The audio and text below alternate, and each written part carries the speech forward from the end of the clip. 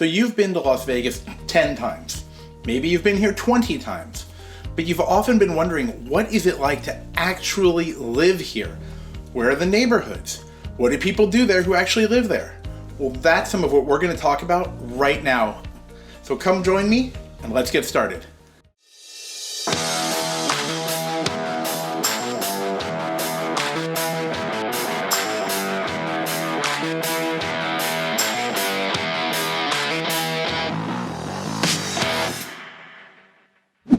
Hey everybody, it's Dave Baker here with the Modern Times Agent Group in wonderful Las Vegas, Nevada.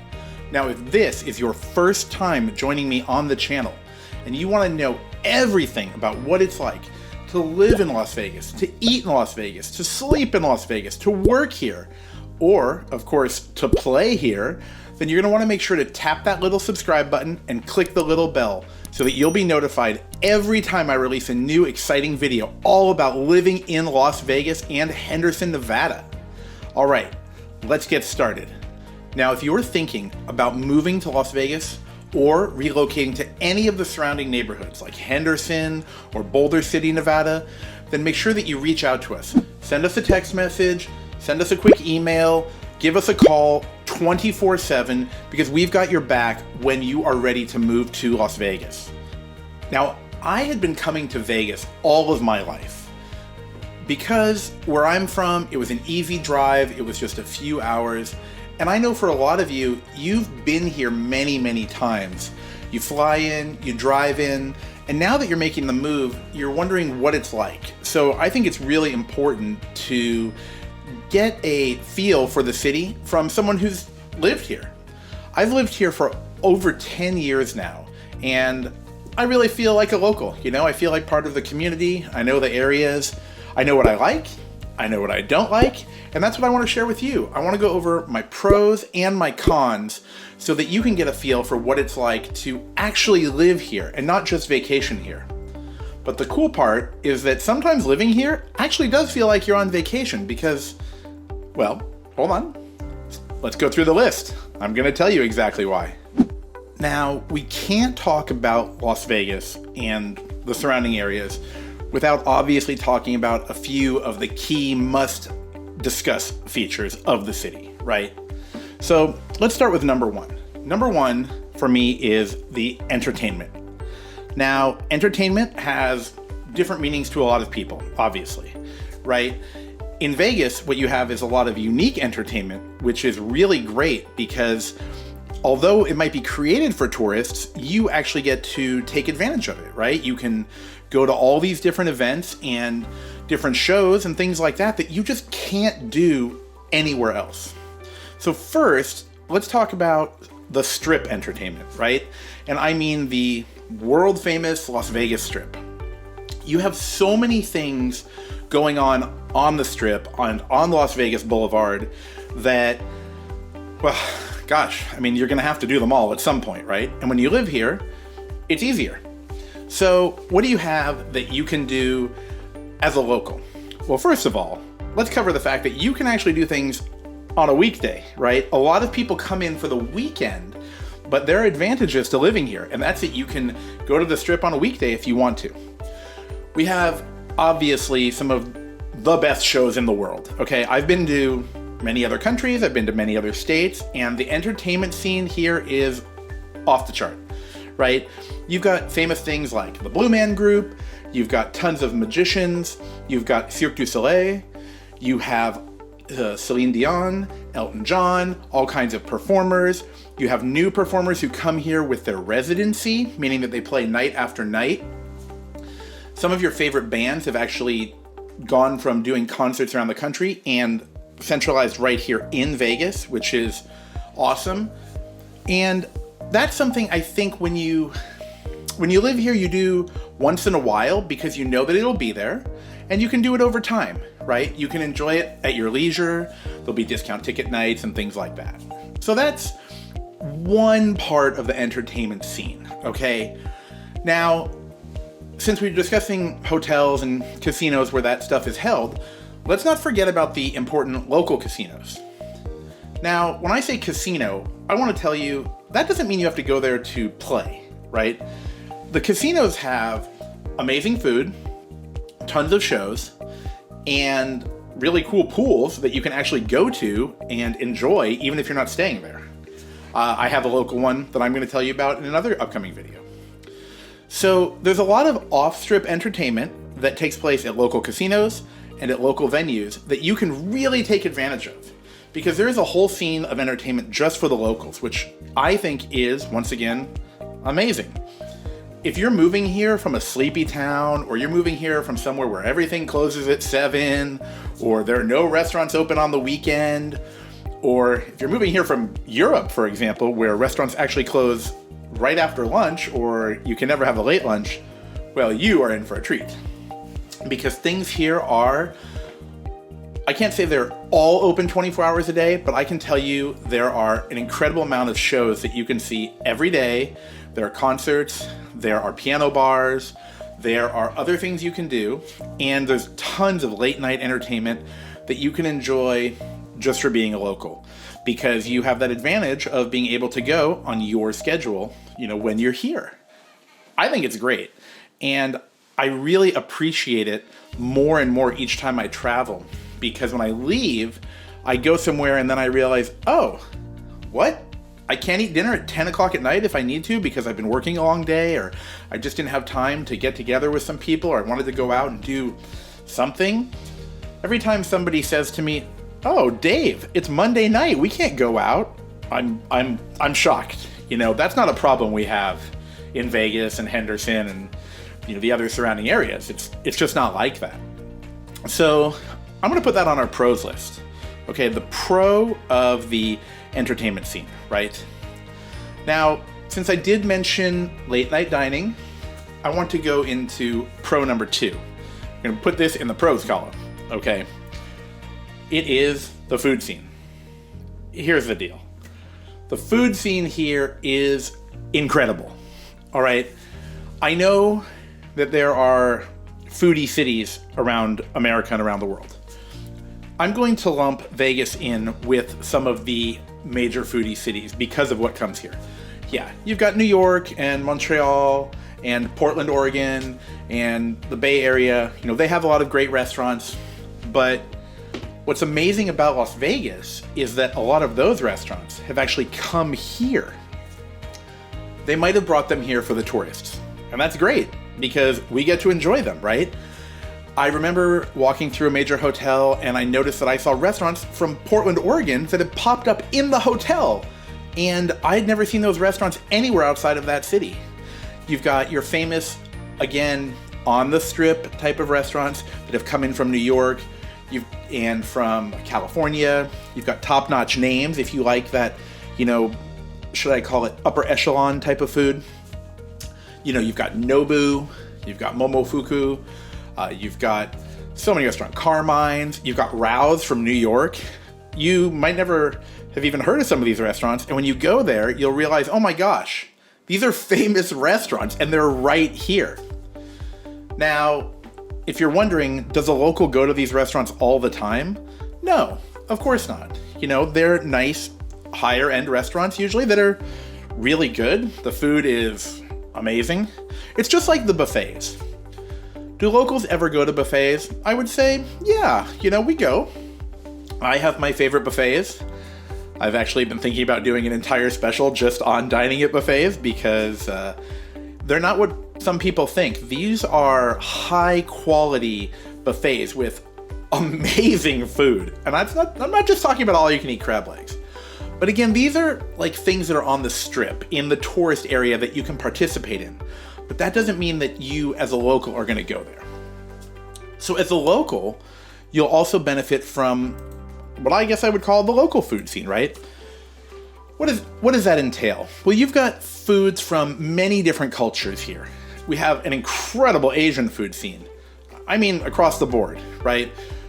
There are excellent Chinese restaurants. There are a ton of Korean barbecues. I actually once saw a Korean barbecue challenge to see if you can go to all the Korean barbecues in town, and I thought that was really cool. I love Korean barbecue, so I'm putting that in the pro column. We've also got a ton of sushi, a lot of amazing Italian restaurants. There's a great Filipino food scene here. Obviously you have, food from Mexico, Latin America. You have so many choices. I actually think that you could eat out every day of the week for months and never run out of things to eat. Is that important? Well, don't worry. We'll touch on exercise in a minute, okay? But first, let's counteract it with the food scene. And we are going to put that, again, in the pros column, right? The food scene, off the charts, okay? Listen, if you actually want a recommendation when you're coming out here to some of my personal favorites as a little bit of an amateur foodie myself, don't hesitate to send me an email. I've got a couple favorite places in different categories in different parts of town that I would be more than happy to share with you. Okay, so let's transition now into another item that has to do, I think, with one of the reasons you have so many restaurants here. And that goes along with, why are there so many businesses in Las Vegas? Why are so many companies moving to Las Vegas? What could it be? Could it possibly be the business-friendly environment? I think so, right? We're gonna have to put this in the pro column again, all right? We have to talk about Las Vegas and Nevada as a whole, business-wise, all right? Why are so many businesses opening in Vegas? Why are people forming new corporations and LLCs? Why are entrepreneurs coming here? It's the business environment, right? And what goes with that? No state income tax. I have to pause for a minute. I want to make sure that you caught that. No state income tax, right?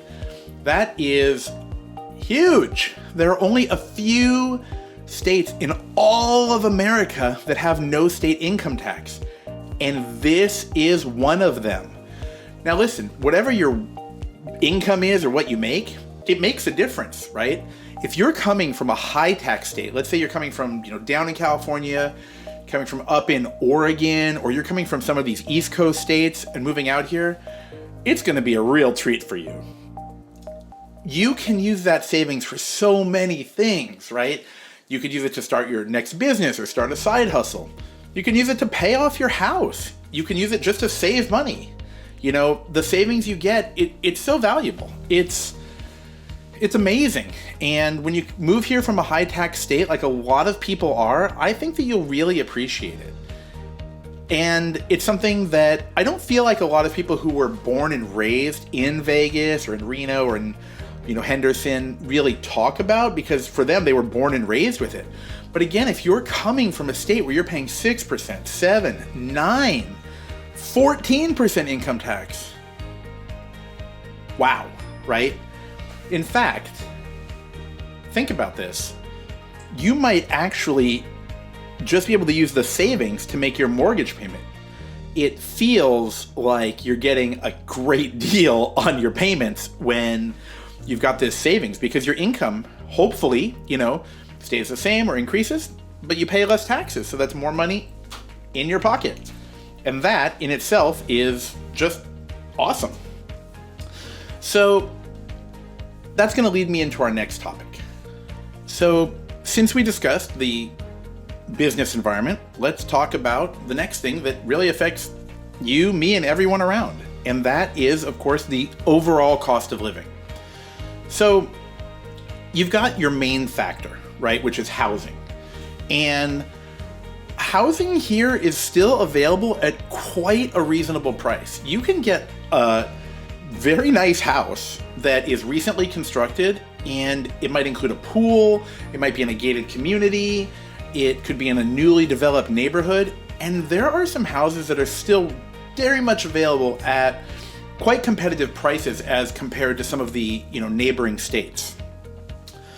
We're going to obviously talk a lot about housing throughout the course of the videos, and I want to make sure that when you reach out to us, when you send us your email or text us to get started, tell the team a little bit about your budget, what you're looking for. Keep that in mind, because obviously we want to show you something that's in your range, but also give you a feel for the city, to show you that you can get different levels of houses in different neighborhoods, and you might like multiple neighborhoods. But there's more to cost of living than just the housing, right? You've got other things. You've got food, you've got groceries, you've got gasoline, you've got electricity, you've got random utilities, you've got cable internet. You've got all things you have to think about when you're formulating your total bill for your cost of living. So first I want to just talk about groceries real quick. I think that comparatively speaking, they are very reasonable. I have lived in other states or spent extended amounts of time in the neighboring states. I've also traveled quite a bit. And when I go to the grocery store, I think that the pricing is pretty much in line with other places. We do have sales tax here, but that's pretty common across the entire country. You have sales tax in most states, of course. So for most people, that's totally reasonable. It is, as we mentioned, not an income tax state. There's a difference, of course. But overall, groceries, dining out, food options, I consider them in line with a lot of places, but cheaper when it comes to certain things. Probably because of, where they're from. Obviously, there's not a lot of farming taking place in the desert. I have heard that, we've got local vineyards now, which I thought was very surprising. I've never grown grapes myself, so that's not my expertise, but there is definitely not a big shock when you come and you go to the supermarket. Gas-wise, I know that it's much cheaper than California. It seems to be cheaper than what I saw in Oregon or Washington as well. That has to do with, a lot of different factors, of course. You've got your gas taxes and things like that. But overall, based on the neighboring states, I would say it's a little bit cheaper. If you're coming from Arizona, I felt they had cheaper gas. Coming from Texas, of course, that's a totally different world when it comes to gasoline. But, it depends on how much you drive. I don't think most people are commuting 100 or 200 miles a day, so it's not really a big factor. And it's readily available everywhere, as well as charging stations. Electric vehicles are picking up. We see charging stations.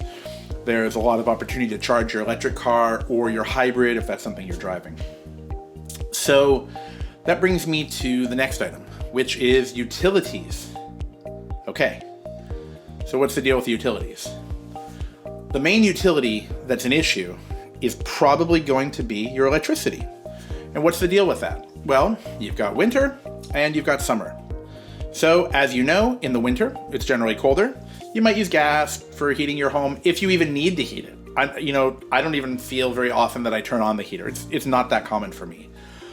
But this is the desert, okay? So in the summer, as you know, it gets hot.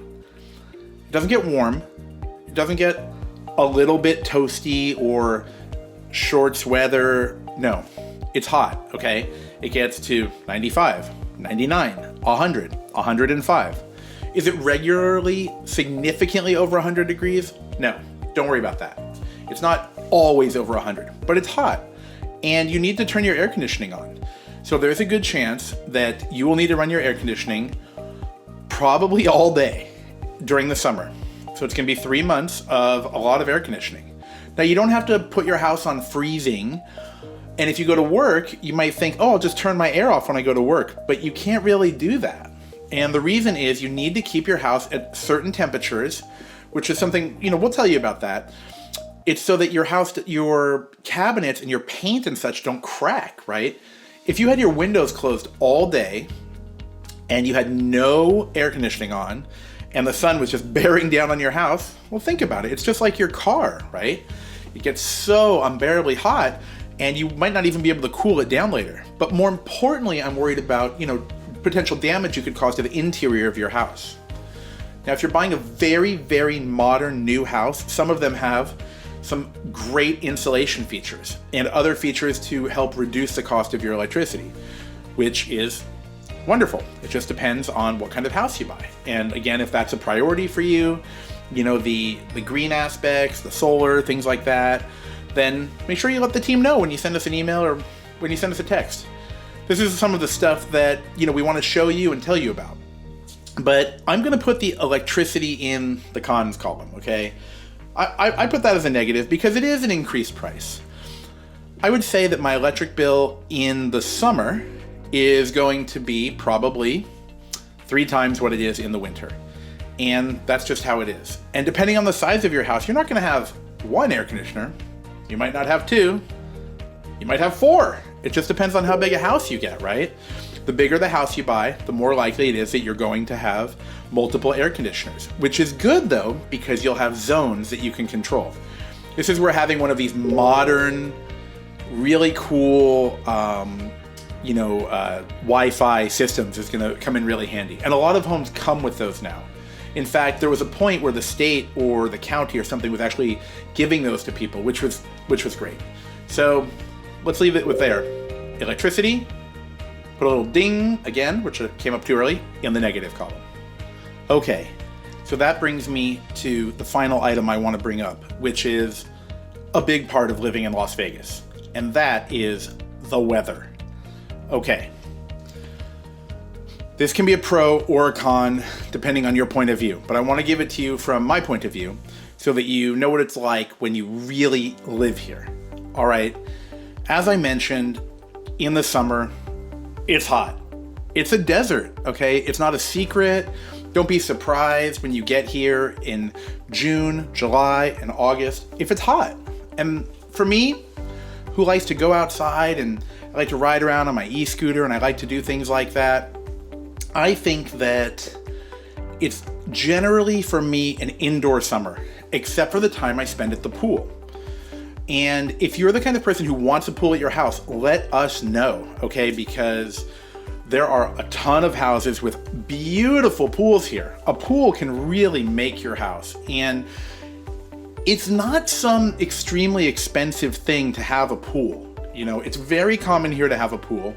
Some communities, if you're in a condo situation, are going to have a community pool, but a lot of people have pools at their houses here. And backyards are still readily available. You can have a pool, some green area, some other area where your dogs can play. And I think having a pool at your house in the summer is just great. I love to dip in the pool for like an hour, actually, at least after work. It's very relaxing. And if you have a jacuzzi, hey, that's a major plus too, especially if you work from home and you have the freedom to kind of just, run into the pool. I think it's really great to have a pool at your house, and it's very common. So with the weather situation, I think there are 2 amazing seasons here. And 2 is more than a lot of people are getting if you're coming from the East Coast. And the 3rd one is actually not bad either.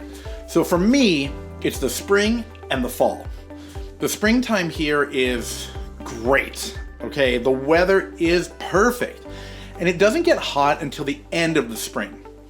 So you have the springtime, and then you'll have the fall, which is obviously, as you know, just after the summer. When it starts to cool down, some of the leaves that are left that could live through the summer come off the trees. It's great. You can spend time outside. The weather is just perfect. There's a light breeze that usually blows through. You get a little bit of warm air. And you can still wear shorts if you want to. I find myself towards the end of the fall starting to put on thin sweaters. And, as we roll into winter, which is also really great, I ride my bike in the winter. I'll go for long walks. I mean long walks. Like I'll go hiking. I'll go, miles. And I like to get out there and go on some of the paths and really just enjoy the city and the neighborhood that I'm in, as well as other neighborhoods. I actually drive to other neighborhoods just to go on their hiking areas. We're going to talk about that too. Don't worry. That's a major thing that I want to tell people about is the outdoors life here. So don't worry. We're going to cover that. So here's the deal. The winter, it's not freezing. It rains sometimes. In fact, I think we're hoping that it's going to rain more often, but it rains sometimes. But I don't feel it's ever so cold that I have to wear, a down jacket. It's not the Pacific Northwest. It's not the Northeast. We don't have nor'easters blow in if you're coming from over there. Now look, it's not Miami and it's not Southern California. It does get colder, but it's not painfully cold. But what I've found is, since there are 2 kinds of people that I seem to talk to, and I talk to a ton of people, we're always talking to people about moving to Las Vegas and what it's like and what's their life going to be like and what can they do here. I find that a lot of people either tell me they're an indoors person or they're an outdoors person. I don't hear a lot of people tell me, well, I love to spend 8 hours a day indoors working, and then I want to just get outside every single day and go hiking and climbing and mountaineering or whatever they want to do. No, I find that a lot of people seem to be indoors or outdoors people, and I get it. Now, the world has changed a lot, right? So you might now be in a transition period because now you might work at home and you feel like you're home all day, so you really do want to get outdoors. It's a little bit different than before, where you would go to your office, right? And then, or your store or whatever you're working at, and then you would come home, so you'd have a transition. But when you work at home and you have a home office, then, getting outside has a different meaning. For me, I love to enjoy the outdoors to a certain degree. I want to tell you that I'm going to go run 10 miles a day, but let's just be realistic here, right? I'm not doing that. I know there are people who love to go running, and they make me feel like I should be running, but I prefer to go on long walks. I love to ride my bicycle, and my favorite thing now is riding an e-scooter. It's just a lot of fun. And Vegas lets me do that basically 9 months out of the year. And here's the deal. Can you go out in the summer? Of course. My own family loves the heat. I'm just not on the same page, I'm a big guy. I don't love to be in the sun. You obviously, when you're in the sun, make sure you're covered up. You can get a good hat. You're going to need your sunscreen and stuff. There are a lot of great shirts that you can actually buy that are called UPF. They block the rays somehow from the sun. I buy some of those. I like to go hiking. The weather's going to apply differently depending on where you are in the city. And see, now this is one of those exact things that I want to make sure that, we find out your love for the weather. Our team can tell you about how it's cooler the closer you are to the mountains, right? So the closer you go to Red Rock Canyon, it's a difference, of a temperature difference. You can actually see the number of degrees decrease the closer you get. Let's say you're coming from, eastern Henderson, right? Or you're coming from Lake Las Vegas and you go all the way over to the Red Rock Canyon area. It's noticeable. And I think that for some people that could be a factor. So don't worry. Listen, we've got your back with this whole location thing because there are a lot of neighborhoods and you're going to need to know about them because unless you've already got an idea of exactly where you want to live, you might want to know the advantages of the different neighborhoods. And this temperature thing, it could be one of them. In an upcoming video, I'm going to be telling you about the different neighborhoods and why I like some of them. And I think, it could help inspire you. So listen, remember, if you're thinking about, moving out here, whether you're going to Las Vegas itself, Henderson, Boulder City, or even if you're going to go all the way out to Mesquite, I want you to send us a text message, send us a quick email, call us. Listen, nights, weekends, 24/7, we're here for you. We love Vegas, People, I think, who are here, whether they're born and raised here or whether they've come here and they stayed, right? And we love Vegas. So make sure that you reach out for your upcoming move or when you're ready to relocate. We'll, get a plan together for you and we'll help you start your life out here in Las Vegas. All right, everybody. I can't wait for you to see my next video coming out. It's going to be all about the neighborhoods and the different places to live. So make sure that you are subscribed and tap the little bell because I do want you to get the alert and the notification right when it comes out. All right, everybody. Take care. I'll see you soon.